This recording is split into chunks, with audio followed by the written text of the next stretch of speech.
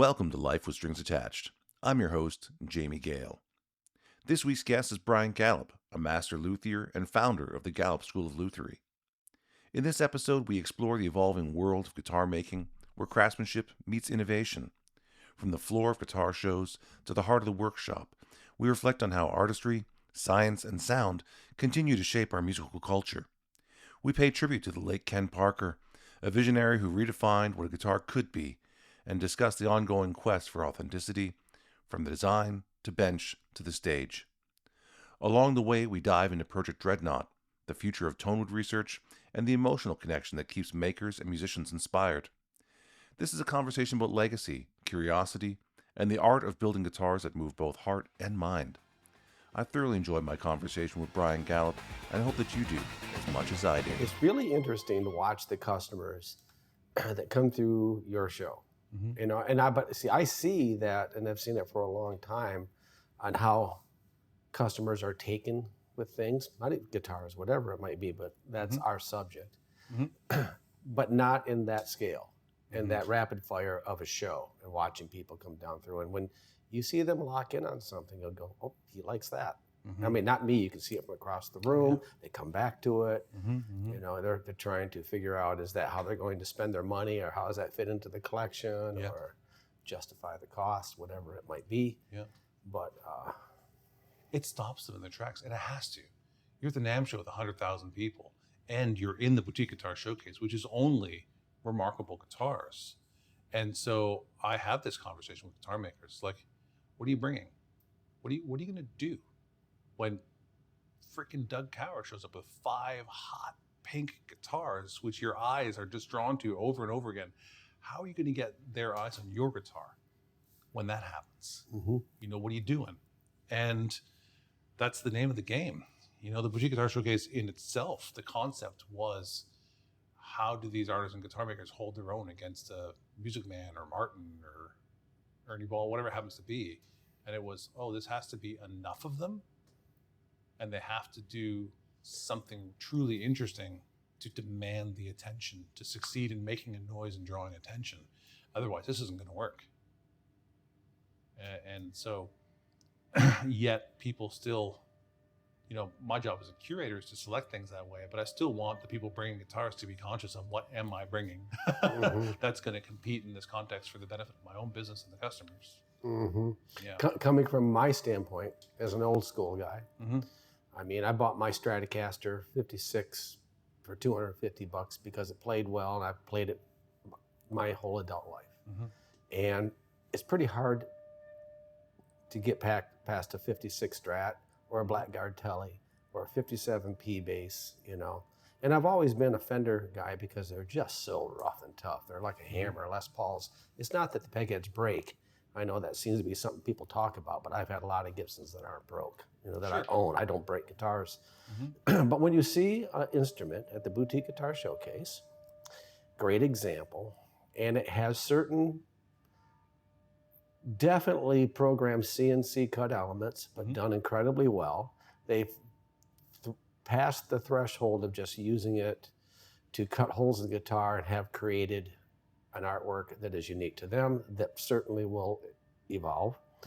And I like to think that we've done that in our shop, working close with Tyler Robbins. I started it years ago with another CNC guy, but we couldn't come together. Our frequencies were not aligned.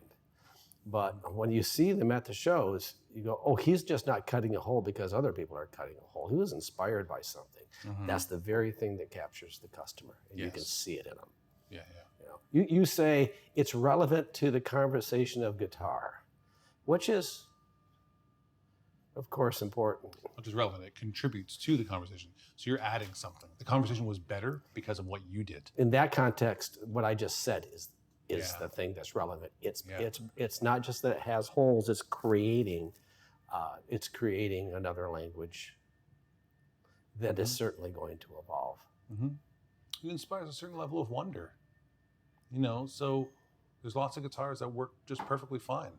You know, what we're talking about is how do you add something to someone's life who already has wonderful guitars? You know, what is it that you're adding to it? You know, it's that, oh, that stops and I look at that and I go, wow, sometimes it's just a really beautiful piece of wood. Like, wow, look at that. And you don't want to take your eyes off it. You keep looking at it, and it draws you in, and you want that. You want more of that. You want to do that again and again. And then you look closer and you see, oh, look at that. There's something else here. You know, the guitar that you've had on tour with us recently, people keep on calling it turquoise. I know it's a Recon Stone sort of thing, but it's color turquoise. And they're like, oh, look at the turquoise inlays. I love turquoise. And they're drawn in by the figure of the koa. You know, it doesn't have to be an outlandish art piece. Sometimes it's just a piece of wood that the light refracts off of in a way that is just pleasing. You just want to live that moment. Yeah.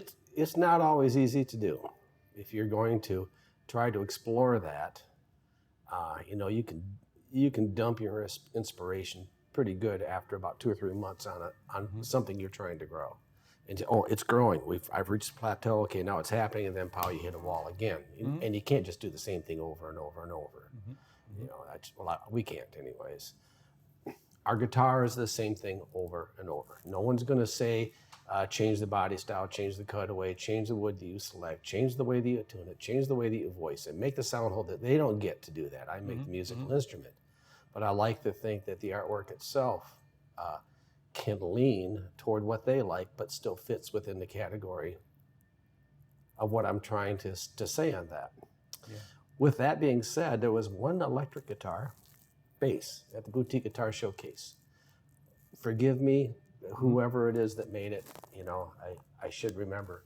But it had all these square-looking things cut in the face of it, in the guitar, and it was perfectly done. It was like little rocks or little cubicles that were cut into it. It almost resembled crystals. And was it practical? No. Was it cool as shit? Yeah.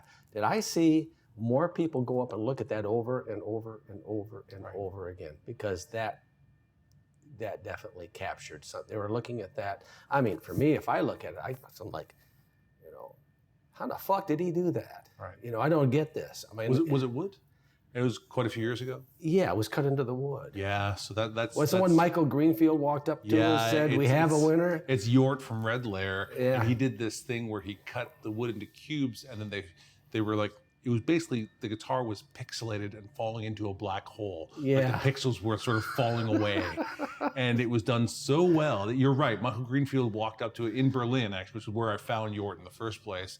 And Michael leaned over, looked at it, and I was standing beside him. He goes, "All right, folks, we can all go home. We have a winner." In that category, we definitely do. I mean, I look at it Someone and I go, has mastered the CNC and concepts. Yeah. I looked at it and go, oh, gee, I wonder if this is a one-time and it worked out, or if he can repeat that, you know. I'm sure he can repeat it. Oh, I'm sure he can too. Yeah. but that was one of those things that was clearly and definitely him. Yes. Yeah, no one else done that. As a matter of fact, he came up recently, I don't know, yesterday or the day before in another conversation. They talked about Yort and his work. And I think their comment was, where does he come up with these things? Because he's done so many interesting concepts. Now, a little background, and not to say that it's not remarkable that he still does it, but Yort actually was teaching CNC at the university in Amsterdam. Like, his speciality was how to master the CNC as a tool, and taught it to other people, and was a guitar maker. So it's a little different than a guitar maker who gets a CNC. Yort was a CNC master who started to make guitars. Who worked the medium of guitar into it. Yeah, and his day in, day out life, you know, presumably 8 hours a day, 5 days a week, was what you can do with a CNC. And he probably went to CNC trade shows and got the magazines and stuff about what other people are doing with that machine and what is capable. And then, of course, on the digital side of things, he had to be a master of that also in teaching it. And so that's a particular set of skills that he brings to it that others don't, you know. And just in the same way that we meet guitar makers who spent a lot of time restoring and repairing instruments like you did, that lends a certain result to the instruments they craft in the end, right? That's different than those who didn't do that. And you come to it with a certain skill set, and that means that you can count on those instruments having certain attributes that someone else might not have. They're not all the same, because, you know, that's you, that's Michael Greenfield. Honestly, it's a ton of different people. It's John Monteleone, all of you guys were full-time repair at one point in time that moved into guitar making, and yours and Greenfield's and Monteleone's guitars are not very much alike at all. You know, the quality of work is, but the result is quite different. Even Greenfield, being a former student Yeah.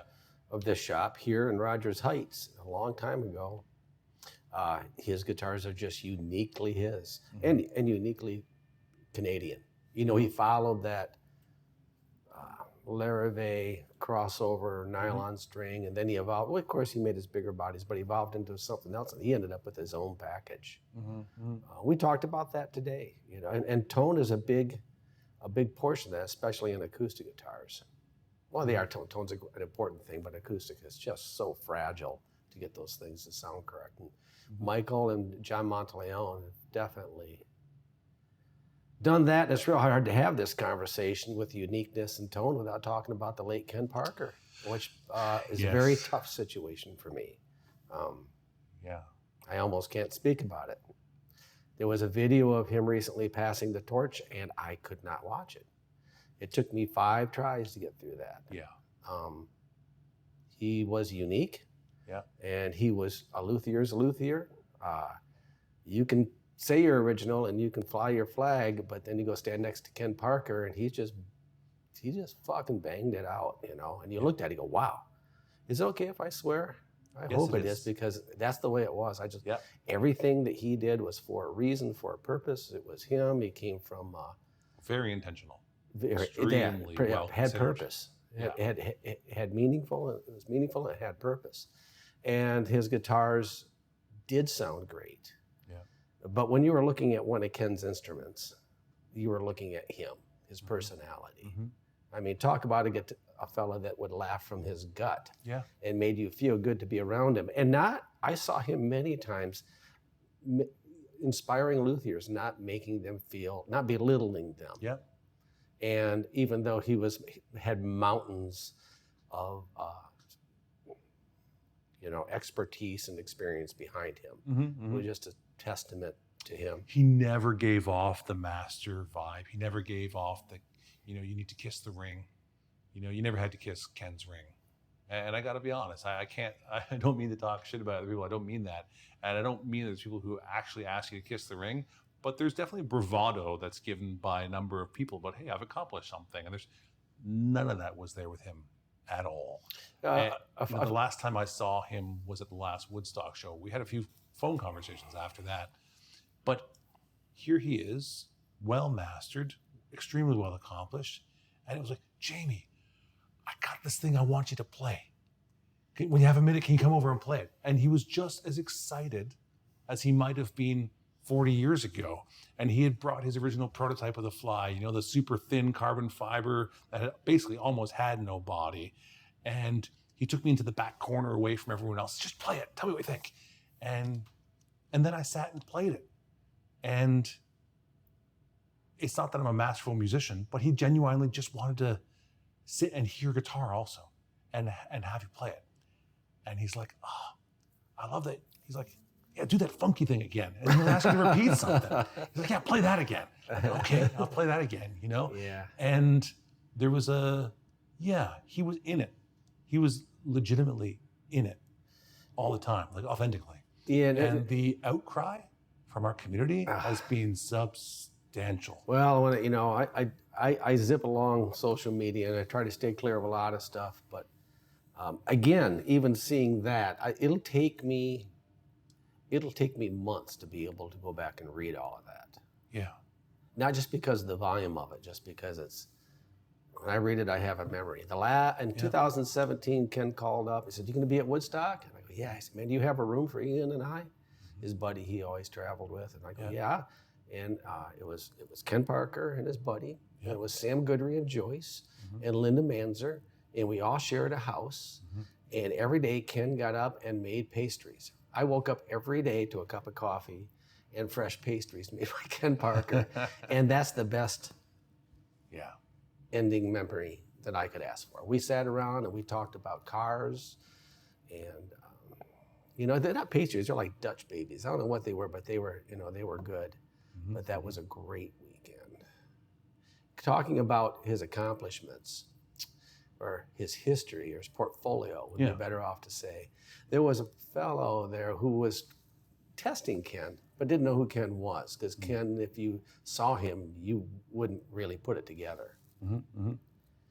And this guy was getting into production, he was a little preachy. Mm-hmm. And then when Ken walked away with a smile, politely, whatever's going on, going to talk to somebody. And I leaned over to him. I said, "You do realize that he comes from a history of making guitars in a factory setting. The Parker Fly was a very successful instrument." Yeah. I mean, thousands of And he those. goes, "You mean those guitars?" I go, "Yeah, Adrian Ballou, Joni Mitchell." The unlikely Joni Mitchell. Yeah. And that's just touching it. The first time I played a Parker Fly, probably through a Barkus Berry, it was set up, and Ken was there, but his partner was there. It was in Burlington, Vermont, when one of the Asia shows was up there. And I played that guitar for hours, and I go, "Man, this thing is just so versatile, and it's light, and it's fun, and it's unique." It's not that I wasn't in a mindset where I didn't want to like it. It just wasn't my Stratocaster. Yeah. So it intimidated me and scared me, and I was pretty young to the whole thing. But no, it was a well thought out musical instrument. It's probably the first truly remarkable guitar that I remember. So I'm a few years younger than you are. And I grew up on the next generation of guitar players. So I come in more around Eddie Van Halen and Randy Rhoads and the folks with the hard rock metal scene, like Iron Maiden and Ozzy Osbourne and folks. That's what caught me on guitar. And so when I started going to guitar stores, I was there going to see Jacksons and Charvels and Ibanez, ESP, that kind of guitar. And I remember one day, one of the guys who owned one of those guitar shops that had all that stuff said, "Oh, you got to check this thing out." And of course, the first thing everyone did is they picked it up and they put it in your hands because it was lighter than any other guitar that had existed. Right? It's a spruce covered in carbon fiber. Yeah, and we were all like, "Whoa, what is this?" Like we were all shocked. And he sat me down to play it, and the piezo pickups, that the stereo output, and the humbuckers, and I was like, "That's the guitar I want." I couldn't afford that guitar. I've never actually owned one, and I didn't remember this, but my wife, Roberta, and I were at an artisan show, maybe even the show where you and I met.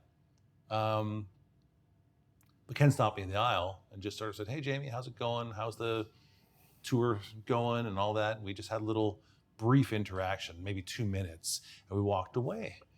And Roberta didn't know we knew each other. She said, "That was Ken Parker." I said, "Yeah." She's like, "He knows your name." I'm like, "Yeah?" She's like, "When I met you, you had a laminated picture of a Parker Fly in your wall." And I said, "I did? Oh, you're right, I did. I had completely forgotten." And she was like starstruck somehow. She was geeking out, which is weird because we've spent decades with guitar makers, so I didn't understand why she was acting that way. Yeah. Right? And she brought me back into, like 16-year-old Jamie or 15-year-old Jamie who, had like a dream board of a Parker Fly. That was probably the first guitar that I would say absolutely aligns with my work that I do today. Is probably that Parker Fly. Yeah. It's a great testament to resilience within the industry and sticking to it and growing, where one day you realize that you've become meaningful friends with people that you truly admire. Mm-hmm. And you will continue to admire them. In other words, they've taken you into the fold. Yeah. Maybe it's just raw real estate, just continued effort, whatever that is. Yeah. But those are great moments. Yeah. Let's face it, though. I mean, as a tribute to Ken, there will be many guitar makers that have influenced us. But there is maybe, I don't know if there's 6. There's a handful of guitar makers that are so influential that every other guitar maker in the world has a different level of respect for those guitar makers. And Ken was on that very short list. And there have been testimony after testimony this week. I was surprised to see a posting from Sheldon Dingwall. Not surprised that he made a post, but to say, "I play my Parker Fly every single day." I didn't know that about him. I didn't know that he played a Parker Fly every day. I know he's a guitar player, not a bass player. Mm-hmm. But I didn't know he played a Parker Fly every day. Mm-hmm. And so here's someone else who's made a substantial contribution to the industry, who was like, yeah, that Parker is actually my guitar that I play all the time. I was at a nothing guitar kind of event, not very far from here, and I shouldn't say nothing because it really was pretty cool, where it was a show for luthiers, and when they were done showing the guitars, we took our guitars into a room and we played them for the audience. It was a neat concept, right? And there was a violin maker there, more fiddle maker actually, Elin Howe, a great guy, and his son was there. And in the middle of nowhere at this event was his son, and it was a dead knockoff of a Ken Parker. And I looked at it and I smiled from ear to ear. I immediately took a picture and sent it to Ken. Of course, he's gracious, He's not going to say, "Oh, he's copying me." No. He didn't want anyone's blood. He just wanted his pound of flesh on it. No, he was just he was flattered. Saying that is in the recent posts, because it's still fresh. I mean, we're talking, it's 5 days old. Yeah. How many Parker Fly influenced instruments pop up? And it's not a few. Yeah. And we haven't seen all of it yet. No, there'll be more for sure. We have a guitar on this tour made by Michael Sankey called the Electric Feather, which is not. It doesn't look like a Fly, but behind the scenes, it's a suspended archtop on a truss system, and that suspended archtop was inspired by Mike playing that same Fly prototype that I just told you about a few minutes ago at the Woodstock show. The same show that Ken asked me to play, Mike was at the show and played that same thing. And he didn't make it's definitely his own instrument. It's not a Parker, it's a Sankey. But it was inspired for sure off that work. I spent Sunday with John Monteleone, interviewing John in his workshop in Long Island, doing one of these interviews. And we left there and went to a grocery store, and we're standing in the checkout line. It's a little bit long, so I did what we all do. I pulled up my phone for a second and checked my Instagram, and that's when I saw the post and went, oh shit.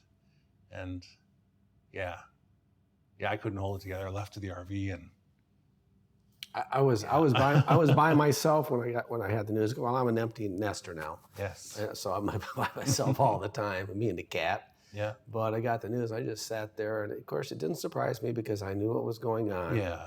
And Ken, in the class person that he was, didn't want anybody to know about his suffering up until toward the very end. But I kind of got bits and pieces through other people. Yeah. But it didn't make it any easier. No, I did know.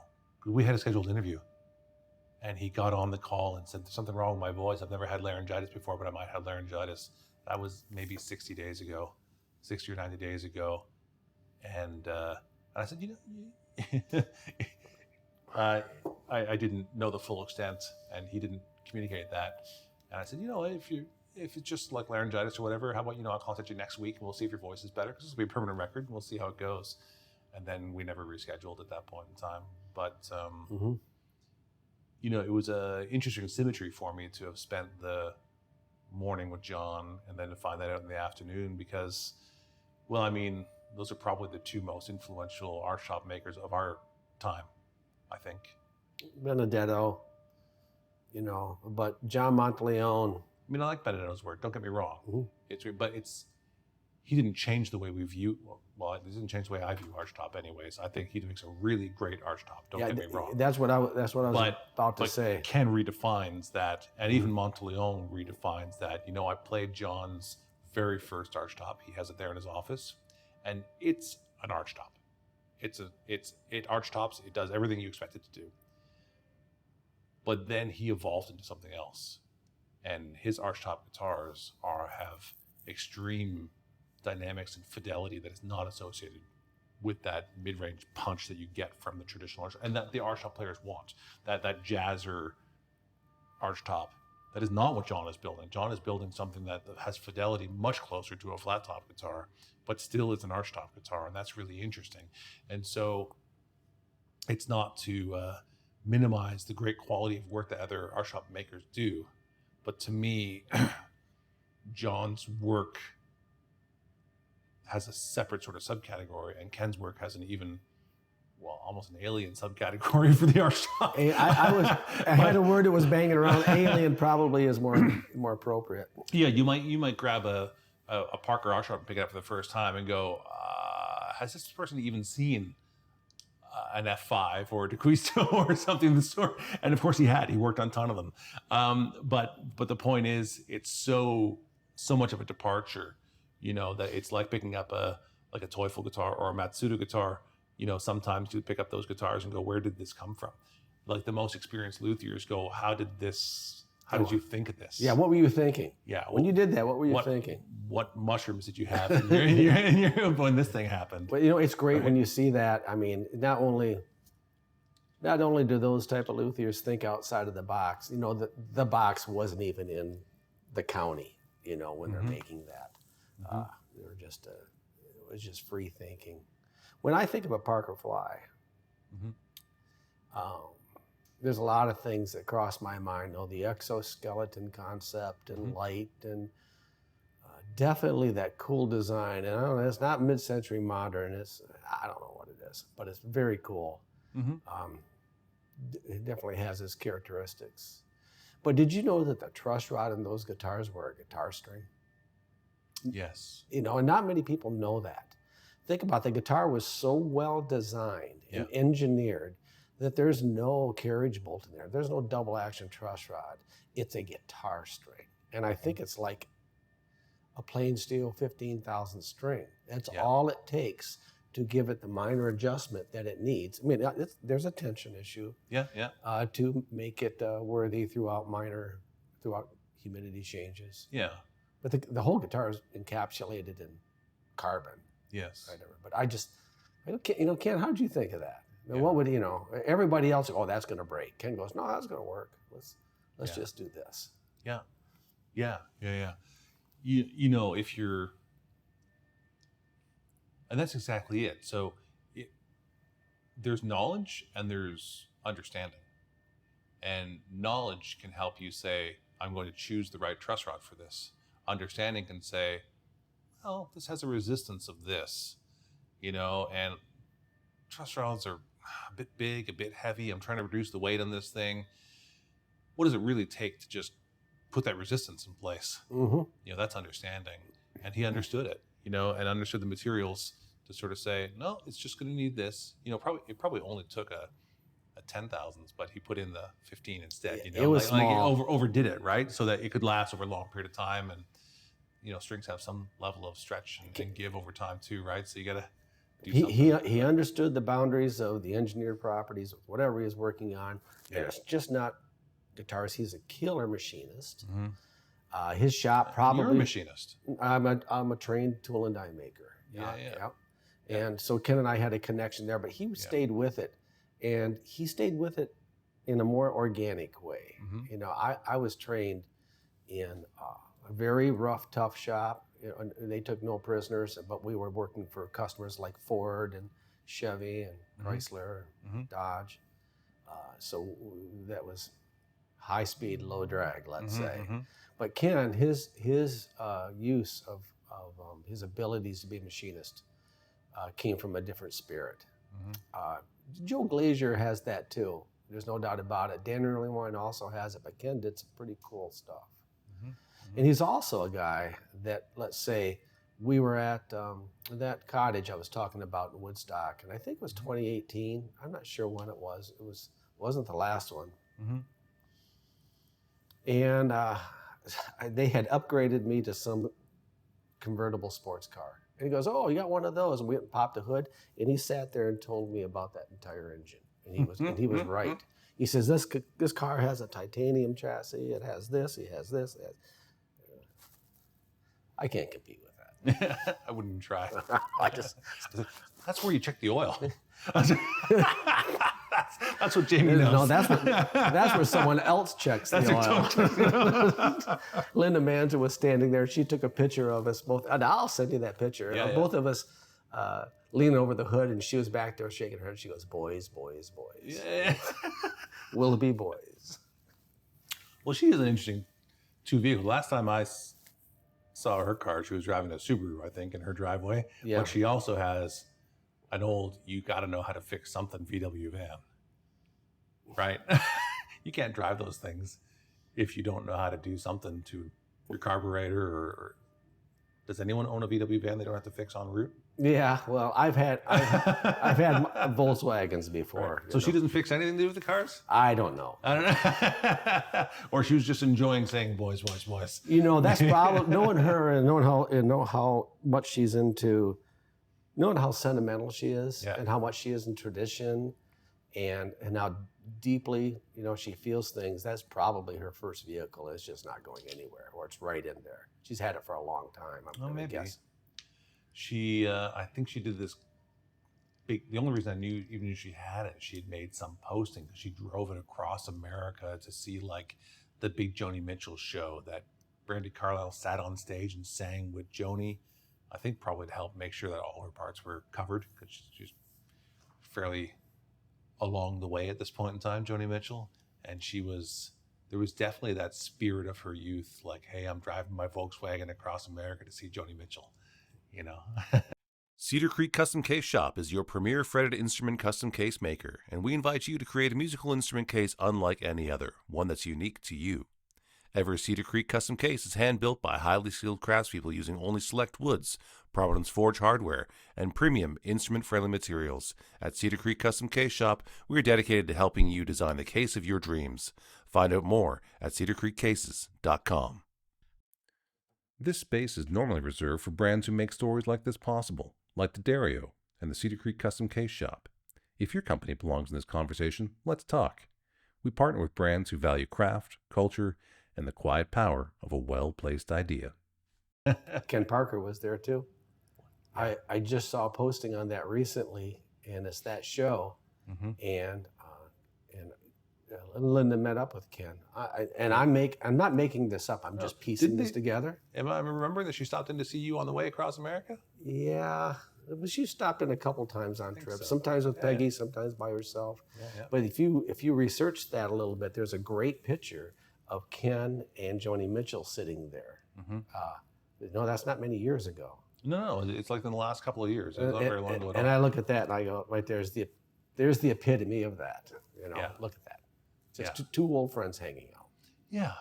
And for me, someone who loves the sort of unwritten future of guitar, seeing Joni Mitchell playing a Parker Fly is exactly what I love. It's the evidence of here's someone who's a great musician who's made a huge influence on the world through Joni's music, with some of the best musicians in the world that have been a part of her band and that have she's been influenced them as well.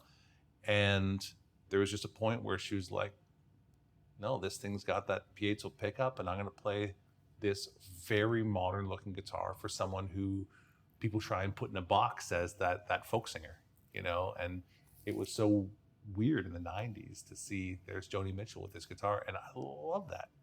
I love that.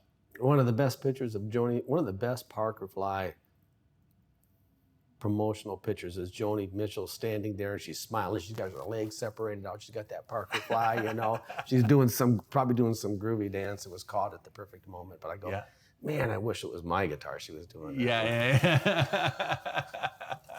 There's a few boutique guitar makers that say that she was Steve Klein says the same thing. And God bless Joni for I was going to bring playing that up. his guitar. And so she was open. I mean, maybe she still is. I'm going to look like an idiot here. Is she still alive? Yeah. I haven't heard her. Okay, thank you. She is. My memory's not great for that kind of stuff. But she's old enough where that might not be the case. And so, Steve Klein says the same thing. And, you know, and that was a much younger Joni Mitchell who was getting a Klein acoustic guitar at that point in time. And so, obviously, she's always been very open to this. But there was a fascinating... that thing in my mind about that not being normal for a folk musician, or, I mean, if you can put Joni in a box called folk music, which is probably not appropriate actually, but still she's an icon of folk music, you know, that you associate with certain things. And yet in a number of the interviews I've had in the last couple of months with people who are old enough to have lived through the folk thing. So your old mentor, Dan Earlywine, Dana Bourgeois, Mike Tobias, I think they were all fired by folk music stores when they bought an electric guitar and the owner found out they owned an electric guitar. Well, I know that's true for early ones. Yeah. But the same story came out of, I think, Mike Tobias and Dana, or at least 2 out of the 3 for sure. And I was catching this pattern. I'm like, oh, Jesus, like they were really like serious. You know, when Dylan was like booed off the stage for going electric at the Newport Folk Festival, it's like, what happened to hippie, peace-loving folk music? Oh no, they hated the idea of the electric guitar. They did it for a while, but they're progressive. You know, all of those people, not just those, but people like them that are ahead of their time, set the pace for what's going to be normal in 7 years, and they're always that way. You know, it's not that they're never happy; it's just in their nature. You brought up Joni Mitchell. Not that I am a Joni Mitchell expert. I'm not. I'm just a fan. I'm also not. Yeah, I'm just a fan that really likes her. And yeah, she sang in coffee shops really early when she was living in Detroit. You know, hanging out with Lightfoot and her husband at that time. I know that much of the history. But in my mind, when I think of her on stage with an archtop Ibanez with Jaco Pastorius and Pat Metheny. Right. To me, that's the time. I mean, I could listen to that forever. Yeah. I mean, and it was good. Those are heavy musicians. Those are musicians. The public doesn't know who those people are, but every musician knows who those people are. Yeah. She had the awareness and foresight to hire Jaco to be the band leader. And you know, it changed the sound and color of her music. Of course, anything that guy plays on is going to be, it's going to be different. Yeah. But that whole concert, it's still out there online. If there anybody who's out there who don't know that concert's online, it's one of those that you need to watch. Well, I haven't checked it out, and I would like to check it out. Yeah, it's an outdoors concert, Yeah. done a little amphitheater. The sound recording is good, and the footage is great. You know, that sort of brings me down a different line of thinking a little bit about the truly remarkable musicians, the musicians that are in the background. They're not the front person. They're not the Joni Mitchell. They're not the Sting. They're not the whoever it happens to be. But the people who support them, and that when we hear them play on pop albums, I think we have this idea that pop music is quite simple to play, and that the people who do it don't need to have these great skills. And then you see someone like Jaco Pastorius end up, what does he contribute then to that? Or what does a Pat Metheny contribute? And in my own life, one of those people that I think of, and this came off Jaco because I thought of Weather Report when I thought of Jaco, is Vinnie Colaiuta as a drummer is one of those guys. And what he does on Sting 10 Sumner's Tale, that album, there are pop songs on that album that are in 7/8 that are fantastic. You don't know that they're in some complicated mathematical sort of time signature. You don't know what they're trading off, what they're doing in that. They just feel great. And I've shown my kids that, my son, my daughter, and some other people, like, listen to the song for a second. They're like, yeah, this is great. This feels great. Count it with me. They go, oh, it's so good. And you didn't know it was. You didn't know what was happening. And that's something that is, I don't know. I don't think I'm doing a very good job of explaining it or communicating. But you know what I'm talking about? I do. Those people that are so technically proficient that a musician listens and goes, holy shit, listen to what they're doing. But yet it doesn't sound like they're jerking off. Like, it sounds like they're doing just great music. Yeah. Yeah. And some of those took me, many songs like that. You know, I was an avid listener of music, huge record collection. And especially when I had my first shop, it was myself and Martin stacked up as far as you could see in a record player and just listening. And I listened to a ton of music like that, ton of Steely Dan, ton of this, you know. And after a while, you finally figure out why you're drawn to that song.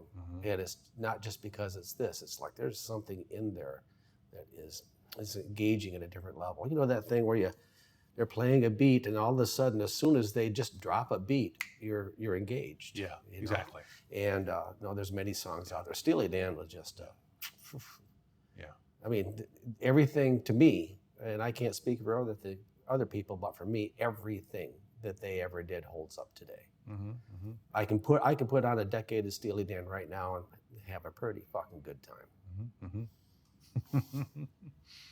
Yeah, there's been a recent version, a cover of Reelin' in the Years, done by the Fearless Flyers, where Mark Lettieri is playing the bocce baritones that we have on tour, and he's covering the primary melody with it, and it's so good. This cover of this song is fantastic. And we built out a bocce page because we built out a page for everyone on tour. Mm-hmm. and we put that in as a demo, and every time I put that on for someone, they're just so drawn in. And it's not just the sound of the guitar, it's that song, it's that Steely Dan Reelin' in the Years, Mm-hmm. And I mean, it's Mark Lettieri and Corey Wong and Joe Dart, and they're great musicians playing it, but it has its own thing. And so they continue to inspire to this day. Yeah, musicians like that. And so, going back to this openness with these musicians that get known for a particular thing, but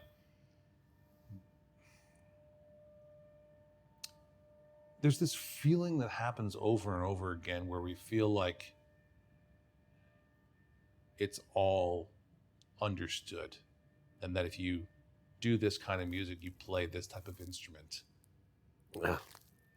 And for whatever reason, those moments where you see a Joni Mitchell playing a Klein or a Parker, or whatever that unusual instrument is at the time, it doesn't fit the narrative, so people don't remember that. And that's not the poster you get to see over and over again. And I see this, and I won't name the publications, but I'm quite sure there's a few guitar publications which get paid by certain guitar companies because it is almost impossible to see a picture on the front cover of the magazine that is not from one of 2 or 3 guitar companies. And it's like, I know the guitar world is more diverse than this. And that person, like 97% of the time, plays a different guitar.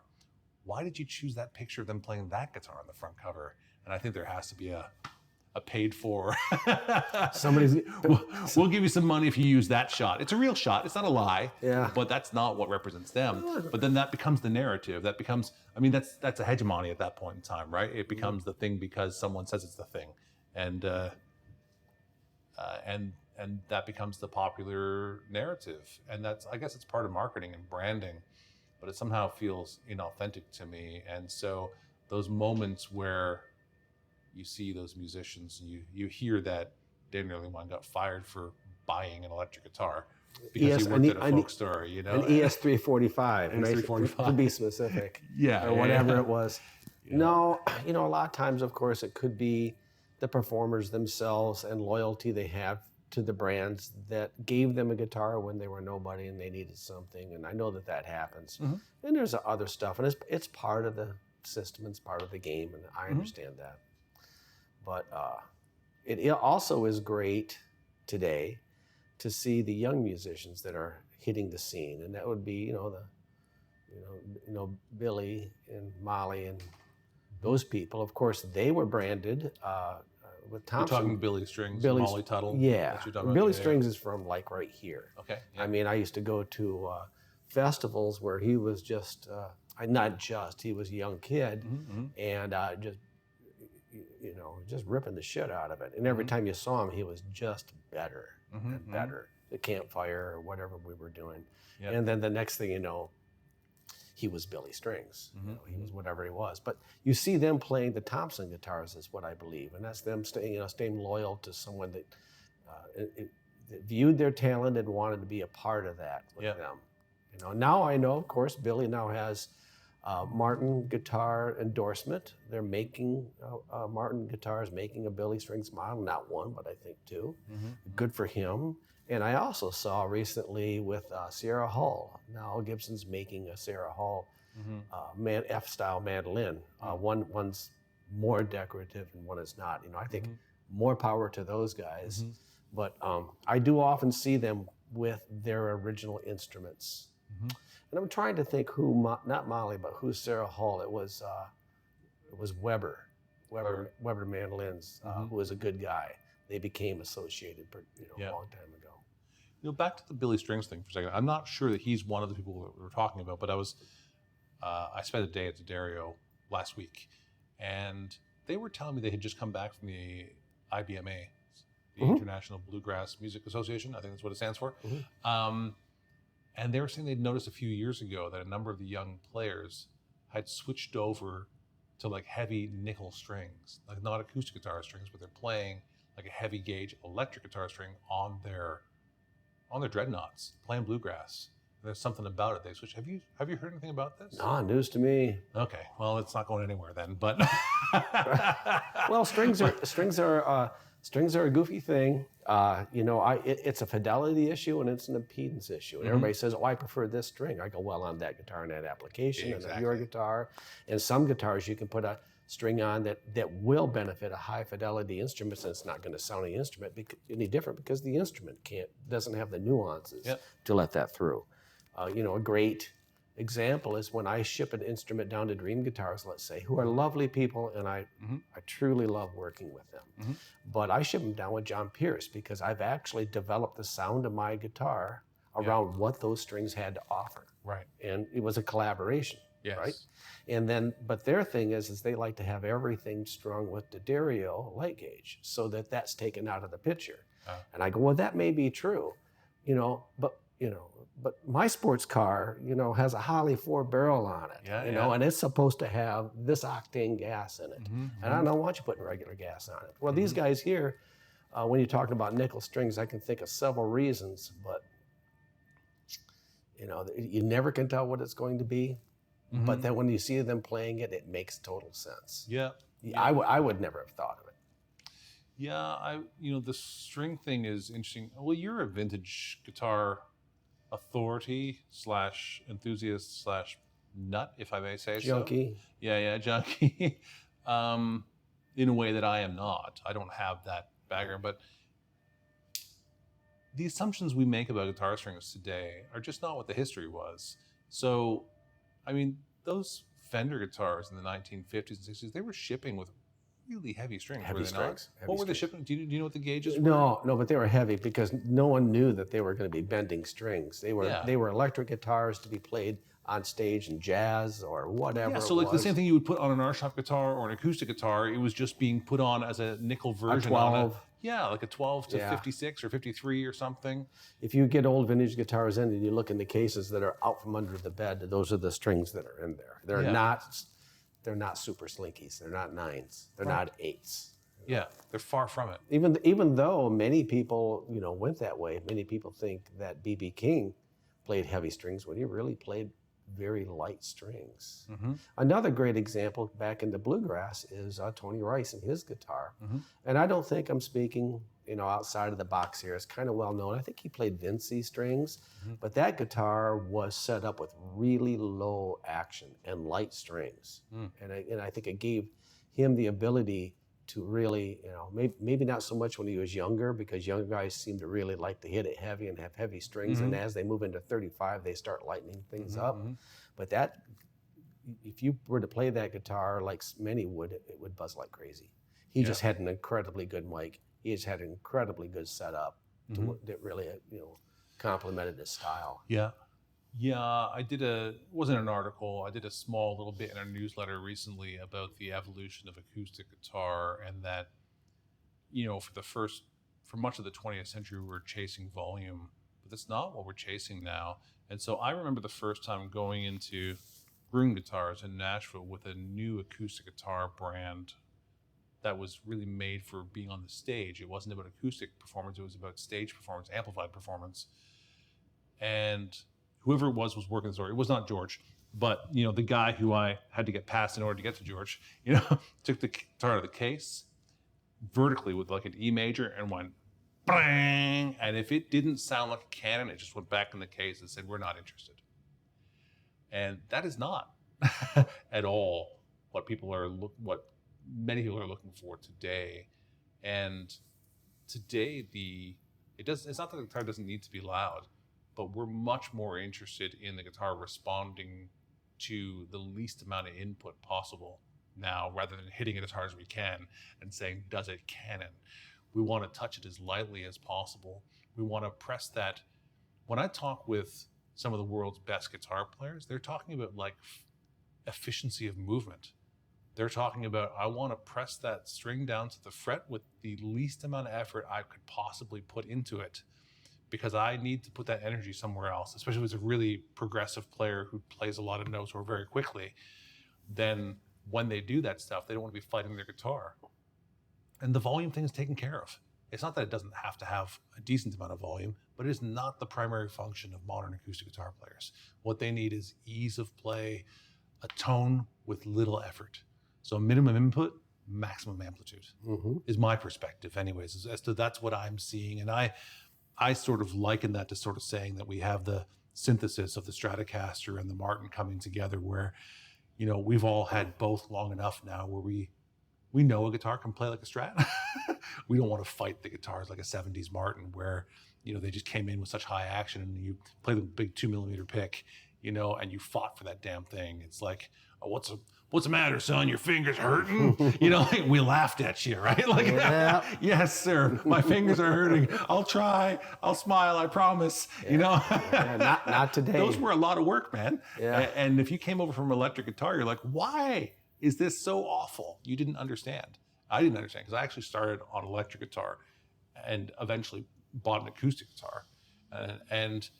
But I think that we're far enough down the evolutionary sort of curve at this point in time, that curve is probably the wrong word, but we're far enough along the timeline where we've had both of those instruments for long enough where they've kind of interwoven as to what we like from both of them, and they've synthesized out an acoustic guitar that simply has more fidelity than old guitars do.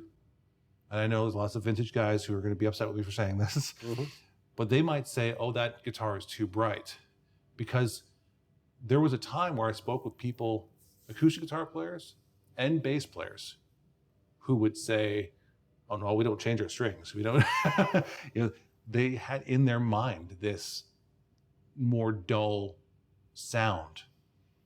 But we have a different expectation for sound today as musicians, because we have not just, so the microphones are better, the sound systems are better. I mean, when I say better, I mean they're more capable of producing a wider range of frequencies, and therefore you can choose what it sounds like.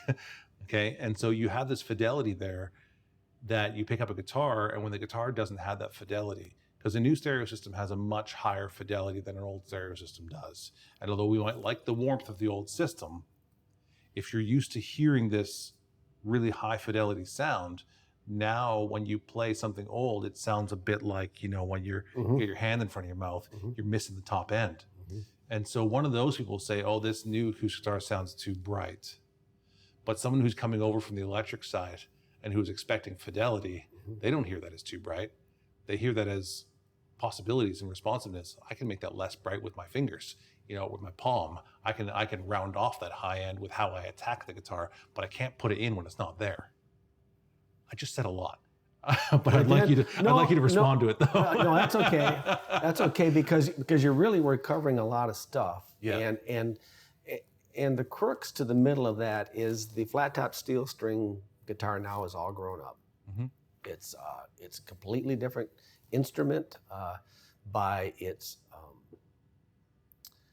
its fundamental objective and what it offers to the player. And there are exciting things that are happening and have happened in the last 15 years. We're very proud to be a part of that and at least contributed to it.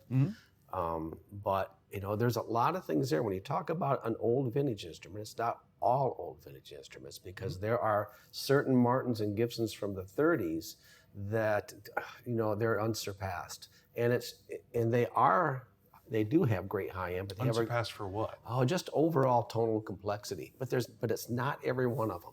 Yeah, it's not every one of them. Most of them, like if you get into an old guitar, and you go, well, that really doesn't have it. And when you say it's too bright, the thing that comes to my mind, is it too bright or is it lacking in low end?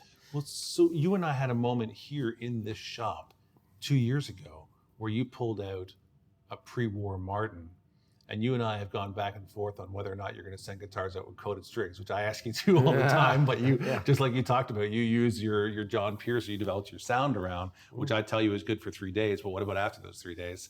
And so, anyways, we were having. And then wait a minute, and then I say, well, then it sounds just like every other coated string. Yeah. So we were having one of our back and forths, and you brought out this guitar, like, listen to this. This is it. And I was like, yeah, it's kind of plunky, like an old Martin. You're like, it's not plunky. It shouldn't be plunky. Then do you know what happened? You said, wait a second, let me change those strings. Yeah. And you did. I did. And all of a sudden it did have more fidelity.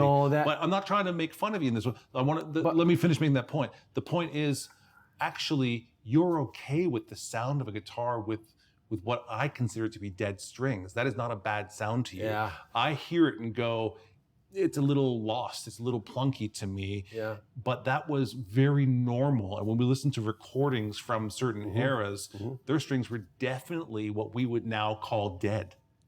Well, they could be. Let me come back around to the essence of where I was going with that. And you are absolutely right. When I pulled out my old Martins, right now, if I did, they are dead. Yeah. Because I put new strings on it, and then someone played it for 2 hours here that doesn't normally get a chance to play a 1941 herringbone or whatever that, or that 38 00042 I own, which I think is the one that I pulled out. And so I have to put new strings on it. But recently, and I'm working on, let's clunk a bunch of shit together here. Right. All right. I'm working together on Project Dreadnought. Yeah.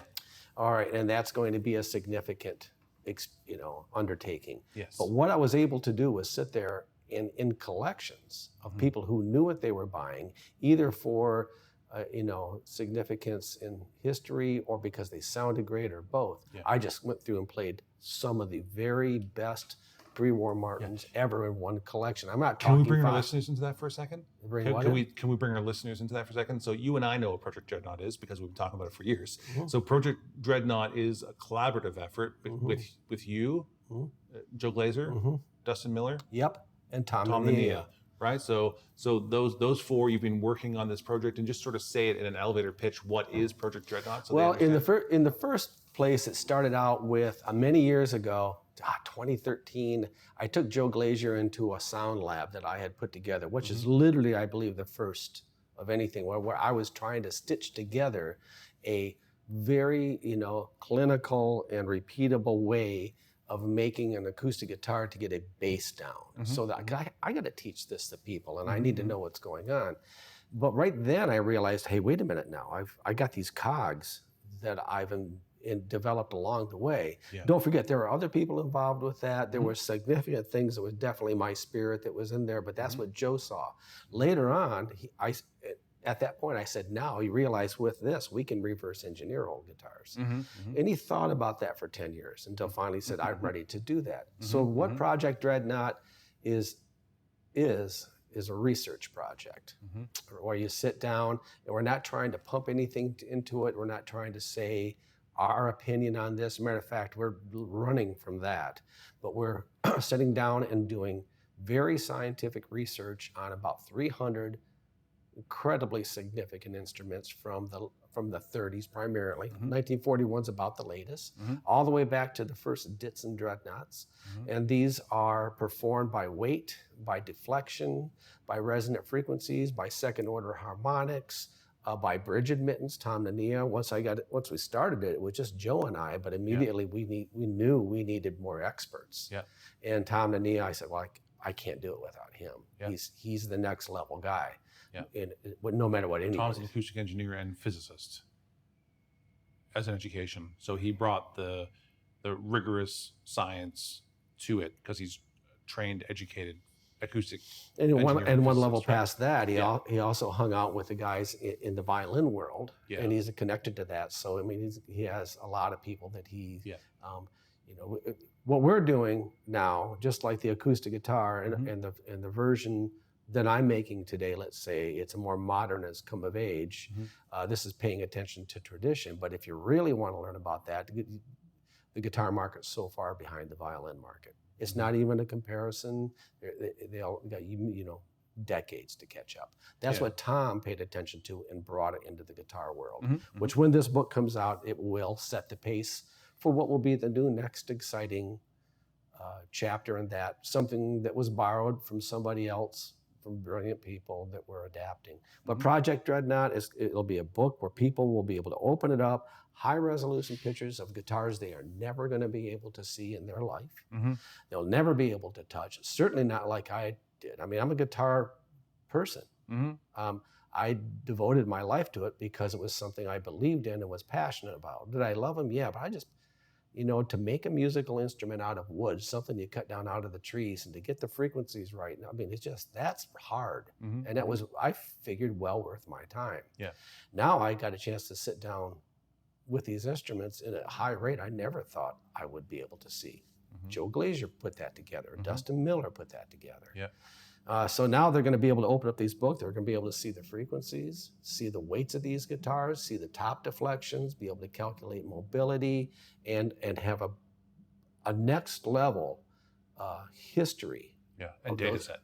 Data set and a history of those instruments. Yeah. It's been done very well by people, but this will be yet another addition to that.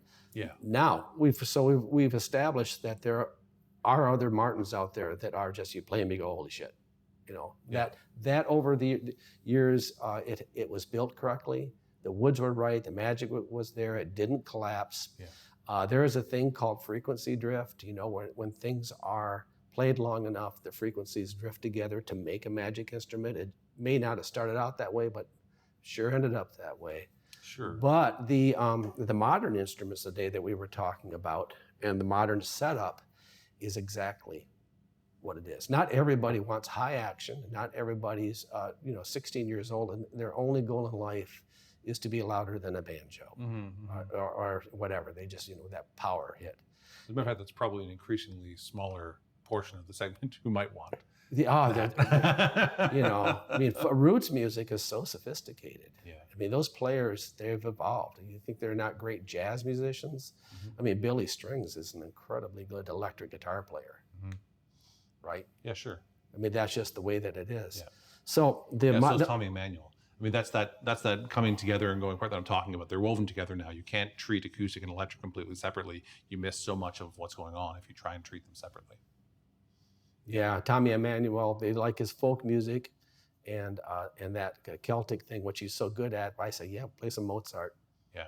Play some Bach. He's just bangs that out too. Yeah. But let's come back and finish that conversation. The modern guitar is set up to where it is not a higher density top. It is not a high impactful top. If you have one of those and you climb on it harder, it will get louder without distorting. But today's player doesn't give a shit about that. There might be a few. They might think they want it, but what they really want is a middle-of-the-road instrument that has a good straight neck. If they climb on it a little bit, it may rattle a smidgen, but it's a very inspiring instrument. And the sign of a world-class guitar built with intent is when it makes the player do things they wouldn't normally do. All of a sudden, when they pick it up within hours, they realize passages that they've been attempting for months or years are now achievable. And so they want a quick response. They want a moderate action. They want great intonation. They do like headroom, but they don't need all of it in the world. The acoustic guitar has evolved into something else. Yeah. I've had people, the one extreme is they say, hey, listen, if it was good enough for Dylan, it's good enough for me. Yeah. Right. And they literally say things like that. And that's fine. That's what your aspirations are. That's fine. But I've also put guitars in people's hands that are so responsive that they went and played something and they finished playing something that you could see they were clearly moved by. At the end of it, they say, I wrote that song 5 years ago, but I don't have a guitar that plays it. This is the first time I've ever actually had a guitar that I can play this thing I wrote myself on my own guitar 5 years ago. And this is the first guitar that does it. And that's hard to imagine because it doesn't exist yet, right? So someone is saying, I wrote this piece, it's supposed to be able to do this, but actually my guitar doesn't do that. And this guitar responds in a way where, oh my God, I can play this piece of music that I wrote before I had an instrument that was capable of reproducing it. And that's happened to me more than once in my life with a high fidelity guitar. Has that ever happened to you? So, has someone ever played a guitar or have you been around someone who said like, I wrote this song years ago, but I actually can never perform it because I don't have a guitar that does that. As a guitar builder and a player, you have a sense for when something's working right. That's why so many of the world's best trust D'Addario. Unmatched tone, perfect intonation, and strings made to the tightest tolerances in the industry. That reputation is no accident. It's the result of 400 years of being obsessed with quality and innovation. D'Addario. When you know, you know. This space is normally reserved for brands who make stories like this possible, like D'Addario and the Cedar Creek Custom Case Shop. If your company belongs in this conversation, let's talk. We partner with brands who value craft, culture, and the quiet power of a well-placed idea. I have had the privilege and luxury of putting my guitar, but it could be just another great guitar, in people's hands and watch them almost get emotional. Yeah. And it's because they knew that they had found the instrument that was going to allow them to do this thing. Yeah. And they shut up and they play, and you can't get the instrument back. They'll put it in the case. They'll walk around for 2 minutes, think, did that really happen? And then they go back up and play it again. Then you know that's. They go play some other guitars. I go, okay, it's not just the day, it's not the room. And they come back and they play your guitar again, and like, oh my God. On music, on guitars, I know we both love acoustics. I mean, originally you were a percussionist. You're a drummer. You're an electric guitar player. I mean, you have a more broad palette. Yeah, my path is actually drums expanded to bass and expanded to guitar and vocals, whatever. I like playing music. I didn't obsess about a particular instrument. So yeah. But I gained professional competency in all of them. Yeah. Well, wood matters. And wood matters not only on electric guitars and how it's balanced and what fretboard you put on what neck and what glue you're using, but on an acoustic guitar, it's insane, how much that matters. And when it's balanced and when it's right and when the frequencies are balanced and it is a musical instrument first, we have the primary information that we're putting into it. It goes to the bridge. It goes to kinetic energy. It goes to resonant energy. And if everything's in line, there's these things that happen as second order harmonics. That's the top doing its thing. I don't want to get too technical, but when that's happening, and when a great player has reached the plateau where he's been searching for that for years, and then it's delivered to them. Yeah. That's when the magic happened. I got a great letter from the late, who's the guy that used to play demos for Dream Guitars all the time? Passed away about 2 years ago. Oh, I don't know. Oh, it couldn't be. It's almost disrespectful. I can't remember his name. But he said if I was still touring, I would be buying this guitar from you. Which, by the way, I loved him. Yeah. Right in the middle of the end of this interview, I'll blurt it out. But that made me feel good all day. Let's just say I had a beer. Yeah, great. No, I love that. I love that. That harmonic response. I've had a couple of guitars go through my hands where I've recognized that they're so sensitive that I can shape the harmonic response with how much of my arm is on the top or not. Oh, yeah. And you get to the point where you play out a chord and you just move your arm a little bit and go, whoa, whoa, whoa. And you show that to a really expressive musician and they're like, what? And they lean into it. And next thing you know, they disappear into the guitar and learn that they can have a greater effect on the tonality of the guitar than they realized they could ever have before. And that's really gratifying. I mean, it's not what everyone needs, that's for sure. And the thing is about new possibilities is often people come to one of our shows and you don't know what questions to ask. You don't know what to try. You don't know to press that thing and that thing does something because you've never seen that thing before. You don't know to try that move on a guitar. You don't know to try and manipulate the harmonics of the top with your arm because you've never played a guitar that does that before.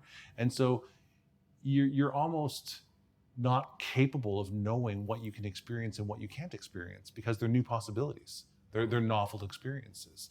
And so it's the reason that I have people who ask if they can come or if they can work with us, volunteer their time at a NAMM show or on tour with us and such. And the answer is no. And it's not because you're not a good person or a communicator or whatever it happens to be, but the intimate knowledge we have of these musical instruments is not something we can just you might be a guitar expert, but you don't even know to ask these questions. You don't even know what this is. And so, like, it's my family who does it. They literally were raised to do this. They were raised with these guitar makers. You know my kids. You knew them when they were kids. They're not kids anymore. No, you they're know, kids anymore. and I knew your adults, children, when they were kids. And there's a certain amount of coming up with things and the way you approach, the way you question things, what you know are possibilities, that it's difficult to explain. You just have to experience it. You just don't know. So one of the most extreme scenarios of this is, I used to be in the drum industry as well. And one of the greatest drummers, modern drummers, I went to Modern Drummer's office, the big drum magazine, and they said, this is probably our favorite drummer in the entire world, the top guy. But he was playing a free jazz concert. And I don't mean a jazz concert you don't pay for. I mean the style of music called free jazz. Mm-hmm. And so I went down to the Stone, and I knew the drummer. We had met, we had talked, we'd done some business together, but I had never been to one of his shows. His name was Jim Black, happy to say it. And I went out to see Jim play at the Stone in New York. The first time I saw a rat the size of a raccoon, those really do exist, outside the venue. And we went in, and I was thinking, okay, I'm here, this is my job, professional. But I was really thinking, I don't know how I'm going to get through this. I don't know how I'm going to sit here for an hour and a half or 2 hours and hear people reportedly make noise that they call music. And it was one of the greatest musical experiences of my life. And I can't explain it. I don't know why. I don't know how it happened. I'm a competent musician. There were 4 people on the stage that were doing things that most people would say was noise. And then all of a sudden, they would all come together for 2.5 bars and play a really complicated, syncopated run of sorts, you know? And they go through it, back to noise. But I didn't hear anyone count in. You know, you didn't hear a hi-hat go off. You didn't hear the piano. No indication that they were going to go from chaos to order. Mm-hmm. And they just did it. And next thing you know, I am full of joy. I'm laughing out loud, not at them. I'm laughing with the joy mm-hmm. that happened in that musical moment. Oh, I've been there before. It's absurd. No, it's absurd. That's a very magical thing. Yeah. And that comes from knowing what you're doing forward and backwards. Mm-hmm. And, you know, it's not just brilliance. It's muscle memory. You know, knowing who you're playing with, who you're collaborating with.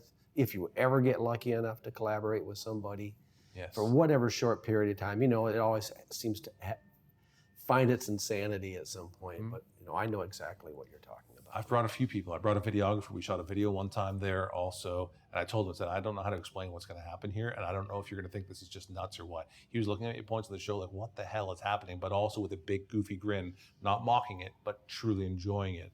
I brought my wife, my kids. My kids were kids. Like, they were like 10 and 12 or something. You know, to see them in New York, they were very young. And they also were like, that was, I don't know how to say what that was, but that was remarkable. Mm-hmm. But weird, but remarkable. And I don't want to go off too far on this weird tangent about free jazz, but the point is, the best thing I can do for anyone is to say, be curious and be open. Say, you don't know. Anything that you've ever experienced was a new idea at one point in time. And if you look at something and say, I don't know what to do with that thing, or I don't know who's going to play that, you know, there might be a whole new genre of music waiting in that weird musical instrument that you haven't experienced before. I'm a firm believer in that. Yeah. That, you know, that we've talked about, and it's well documented, mm-hmm. that I've been obsessed with the mechanics of sound. And mm-hmm. people call it the science of sound. And I'm, don't really know how to put it, but it's the science of the mechanical system. Yeah, you know, there's a lot of things I want to know. There's a lot of things I want to know about what's going on, but I had no former training. Yes. You know, and so I had to go into it from this application mm-hmm. Format. Which, by the way, even if there was academics about it, they weren't in print when I started. Mm-hmm. Although there's a ton of great stuff coming out now. Mm-hmm. So I went through all of this stuff, and every step of the way it was another layer of what I had physically experienced on guitars over years that I was trying to find the answer for. Mhm. It was just another thing written down in the book. You know, I would write it down. Now I have this understanding. I always wrote down everything because a lot of times I didn't know what I was writing down. It wasn't until I absorbed more stuff here that I could come back and that would make sense. Or I would go to someone's lecture. Yeah. And they, oh shit, this is totally why I flew to New York, was for that 10 seconds. Yeah. But once I had enough under my belt in tonewoods and guitars that I was making, I could go back through my tonewood supply and put tonewoods together and say, that guitar is yet to be built and I know what it's going to do. I don't know who's going to use it, but this is its application. Mm-hmm. Mm-hmm. You know, I mean, it literally can come back to something like that. I haven't Yeah. built that guitar yet, but I know what it's going to do. Mm-hmm. I don't know if it's going to be popular. We'll see. You know, Yeah. sometimes an instrument like that isn't popular until somebody does a whole album with it. Yeah. And people can see its significance. Yeah. I mean, look at an instrument like the baritone that just sat there dormant until Linda Manzer and Pat Metheny do an album, and now then it became the biggest thing. Yeah. You know, 15, 20 years ago, I think it was. Mm-hmm. Something like that. Mm-hmm. Yeah. Most people need to be given some kind of direction. The reality is, you know, we have the innovators, we have the people who are those early adopters, but most people, the majority, that sort of 70% of any movement or market or whatever you want to call it, they need someone else to show them what's possible first. And so that's why we need someone like a Metheny or Manzer. Or a collaboration of the two. Collaboration of the two, exactly. You know, because, you know, the only reason that Pat can do some of that weird stuff that he does is because someone can make a musical instrument that does that thing he's asking them to do, right? And it hasn't just been guitars. He's done other really unusual things where he's asked guitar makers or instrument makers to create something that didn't yet exist. You know, Eddie Van Halen just did it himself. You know, he pulled apart parts from his Gibson guitars and stuck them in his Fender or Kramer or whatever it was. And yeah, it's that experimentation. And that part is obviously what drives me. It's the new possibilities. You know, I love to reenact things. You know, to be clear, I'm not always looking for the new and novel. I have habits also. Mm-hmm. You know, every Friday night when I'm at home, you know, I make two fillets on the grill. I melt some butter and sage. I pour it over the steak on the plate, and I open a bottle of Amarone, and we put on the same album. We put on a Blossom Dearie album, and we eat our steak and listen to and drink our Amarone and listen to Blossom Dearie. You know, Mm-hmm. Mm-hmm. I want to repeat that moment again and again with my wife. It's a wonderful moment. Mm-hmm. And so, but I also love novel stimulation. So when I go to a new restaurant, I want to try the thing I probably haven't had before, if there's something novel and new on there. And so it doesn't have to be one or the other. You know, even in my professional life, people want to pit me on a team. They think if I'm a modern boutique guy, therefore I hate vintage guitars. I'm like, why do I have to hate vintage guitars just because I like a new guitar? That's so weird. But people do that.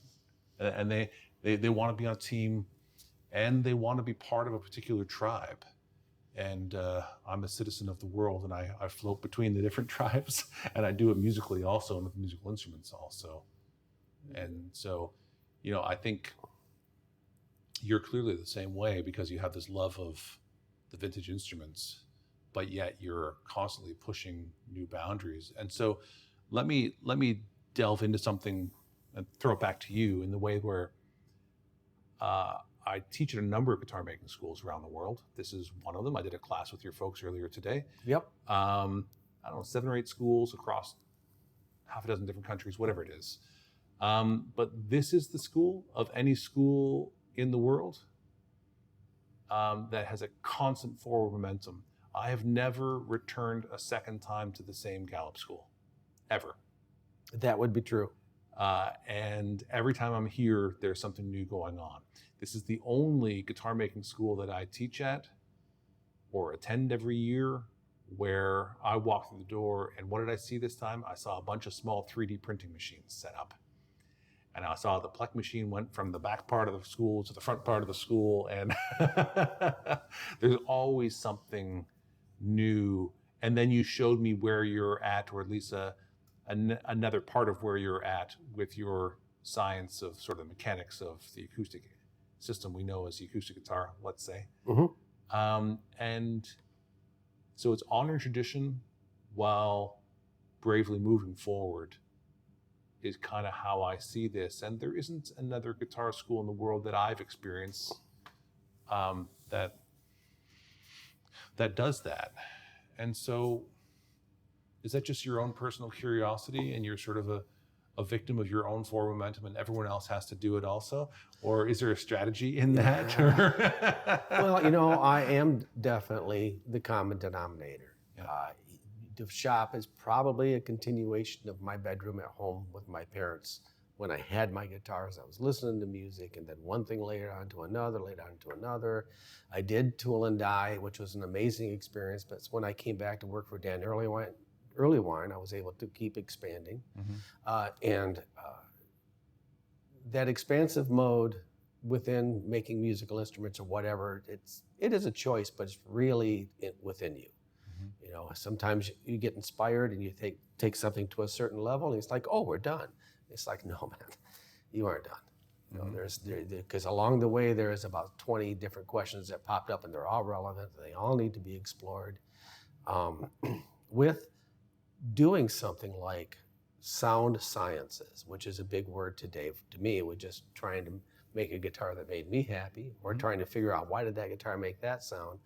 But you achieve something and you aren't finished, because really if you say, hey, this is important and this is what it does, well, actually you need to build 20 guitars and you need to do it consistently to say, I have actually achieved that goal. You mastered it. This does do that. Yeah. But when you're doing that now, a bunch of more things are going to pop up. You know, and that's very frustrating for people within this environment. The people that want to be in the environment of my shop, which is not an easy shop.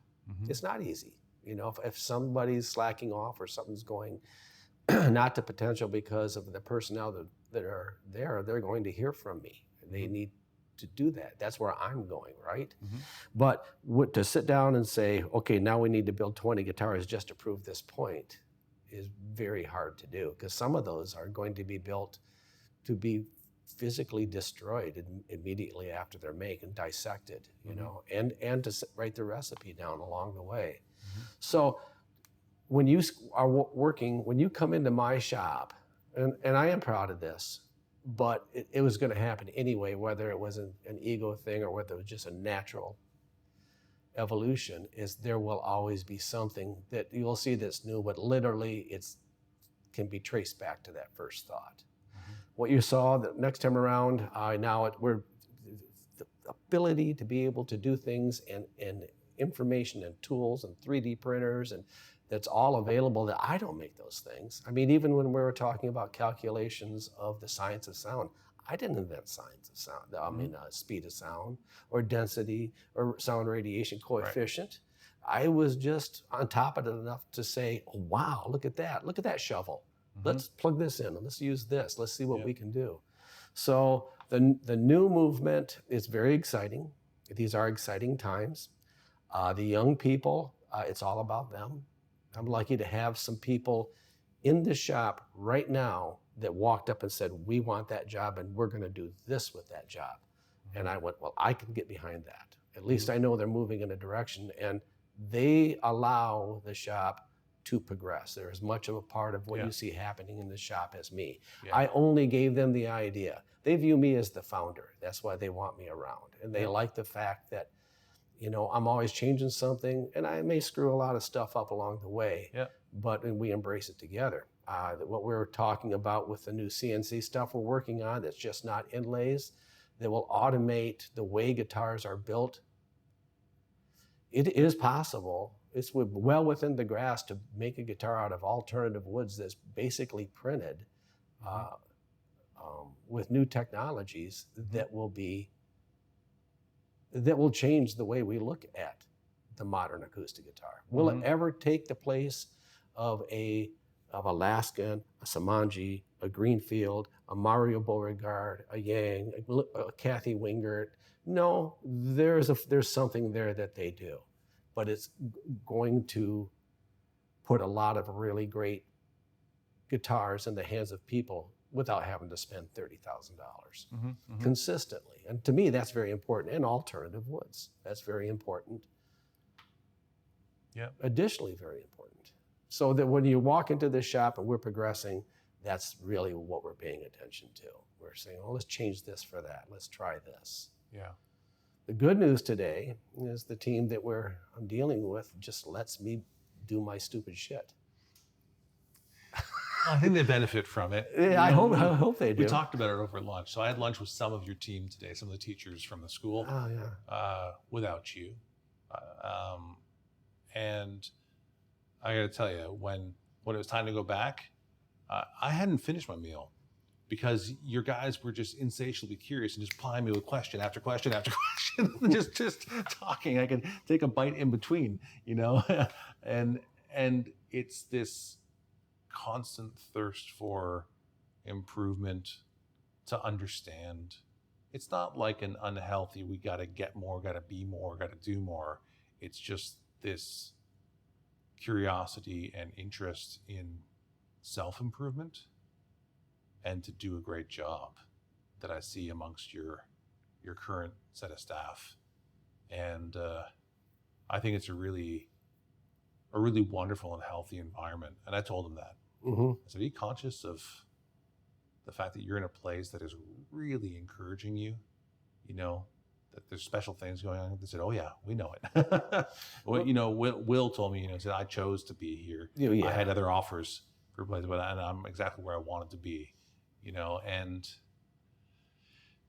I think that what's fascinating about this space is that you're going somewhere, whereas many of the other schools that I go to, and again, I'm not trying to speak poor things about those schools, but they're a destination. So there's a known destination at those schools. I'm going there to get this education, which is the education that they've been giving already for quite some time. It's got good results.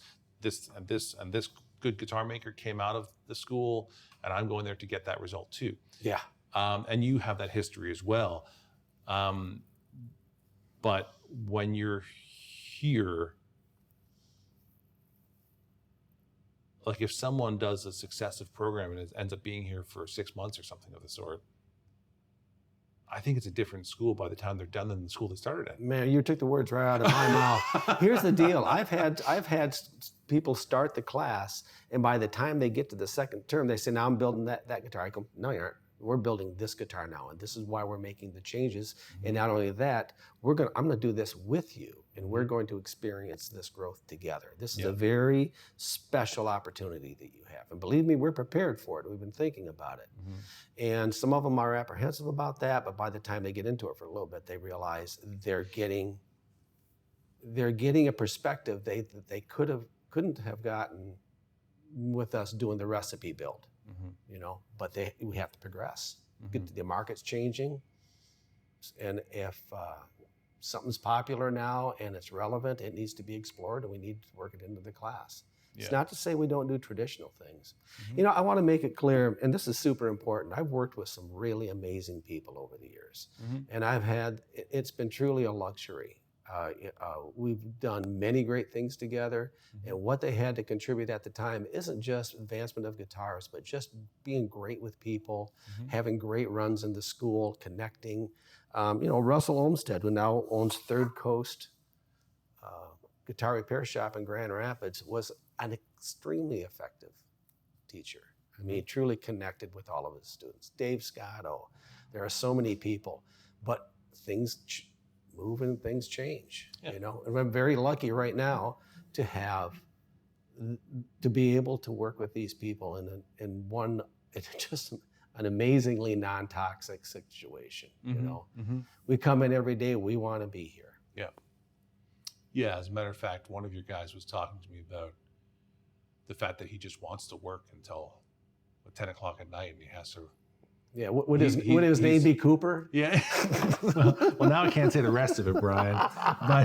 But he's like, He's like, I have family, I have a girlfriend, and he likes conflicted. Like I'm so obsessed about his work, but yet he still wants to be a good family member and a good boyfriend or whatever. And what does that look like? And we were literally talking about how he reads a lot of books on, this sounds like a Cooper interview now, but he reads a lot of books on successful people and such, but he noticed that so many of them went through 2 or 3 marriages and they gave up family after family in order to make it happen.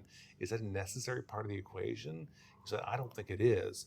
But that said, I probably don't have the money that I could have if I were willing to do that stuff, but I didn't. I always made my family the highest priority.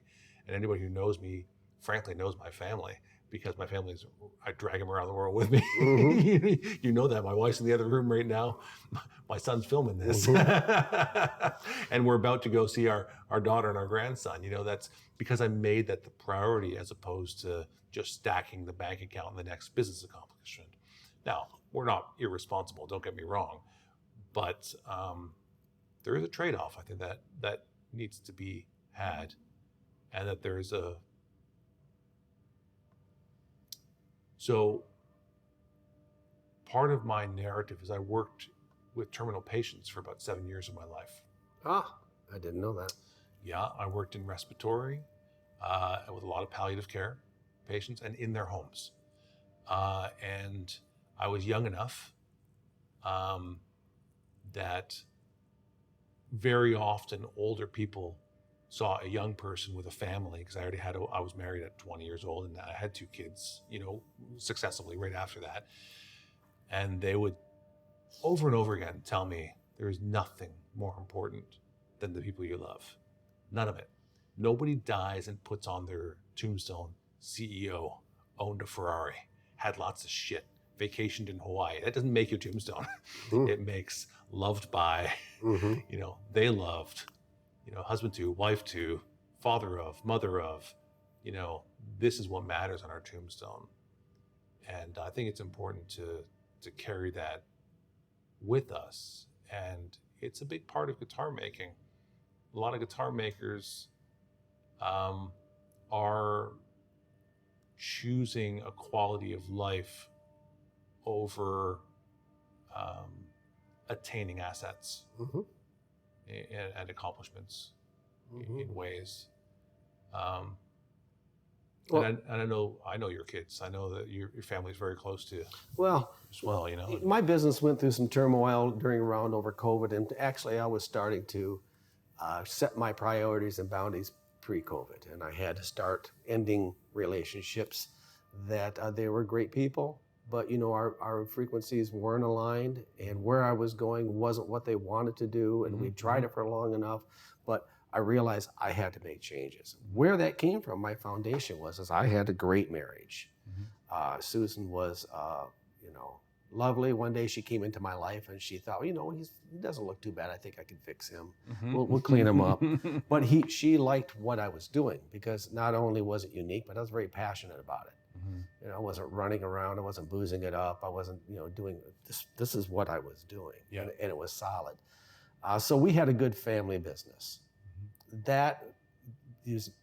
That was a huge success, but my kids are my greatest achievement. Mm-hmm. And when I was coming, just even pre-COVID, I had to make a decision between these things that weren't working and my kids, who I was solely responsible for, yeah. now. And of course, I made the right decision, and my kids came out well adjusted, and they're graduating from university, and they know how to stand up and shake someone's hand and look them in the eye and have a conversation. Right. And I know they're going to be good, loving people. Mm-hmm. But many other people in the industry that I connect with have a great family. Mm-hmm. Early Wine and Joan are tight. Yeah. I know I can name many. Yeah, yeah. Today, I hope that the young people pay attention, because the legacy founders of our industry are disappearing. Mm-hmm. And the internet, and especially post-COVID, has brought into us a digital factor where people seem to maybe be more interested in clicks and likes or whatever, rather than sitting in a shop by themselves, focusing on this thing or whatever it is. And I'm not saying that's always the case. I'm just a little concerned about that right now. You see enough of it to be concerned about it. I can tell you that I'm on the backside of losing my wife, which was devastating, obviously. But I had my kids. I had a lot of things to move down through it. And that is the most important thing. Even though making musical instruments, and I come back to it, it wasn't about. I'm not a person who hangs out backstage with people. I'm uncomfortable around famous people. It's just not my scene. There are a few friends I have who are famous, but they're not famous to me. They're more like a lounge chair that plays music. I mean, just really comfortable with them. But having that craft and having it be that important to something that was worthy of me spending my life doing. I can look back and say, man, I wouldn't have changed that. Yeah. That was that rewarding. And I said, making something out of wood, having that encompassed with my family, man, that was the perfect recipe for me. I hope other people find that. Yeah. Find that very thing. Thank you. Bryan, thank you for the contributions you've made to our industry, to our craft. And every time I'm here, I meet young people who are better for knowing you and better for having been here. And that's a wonderful thing. And I hope every once in a while you're able to think about that and put a smile on your face and recognize that accomplishment. Don't let it go to your head, but the fact that you are actively making the world, I think, a better place. And I can't say that about everyone I know. So thank you. Yeah, I appreciate that. And thanks for spending this time with you guys. It's always a pleasure. Well, at the end of the show, I always throw it back to my guests. Is there something that you hoped that we would discuss today that we didn't cover? Oh, with you and I, there's always, if you want to just click this off and we'll go on to a whole nother line of shit, we can go ahead and do that. No, it's always good. You and I have talked several times, and I've really been watching what you've been doing recently, and that's going to have great contributions to people who want insights, And I hope that through all of this, just the view of what I chose to do with my life and how it kind of clicked along in the evolutions of all of it. It's not always perfect, but we all seem to find each other on the long road back to the middle. Wherever that is, it seems to kind of iron itself out after about 20 years. But I really appreciate the fact that you're able to come here and watch the evolution of the shop and see all the young people that have a dream just like everybody else. Great. There needs to be more of that. Yeah, indeed. All right. All right, buddy. It was a pleasure. You've been listening to Life with Strings Attached. If today's conversation meant something to you, consider passing it on. These stories find their place through the people who share them. A new episode comes out every Friday, right here, wherever you're listening. I'm Jamie Gale, and thanks for listening to Life with Strings Attached.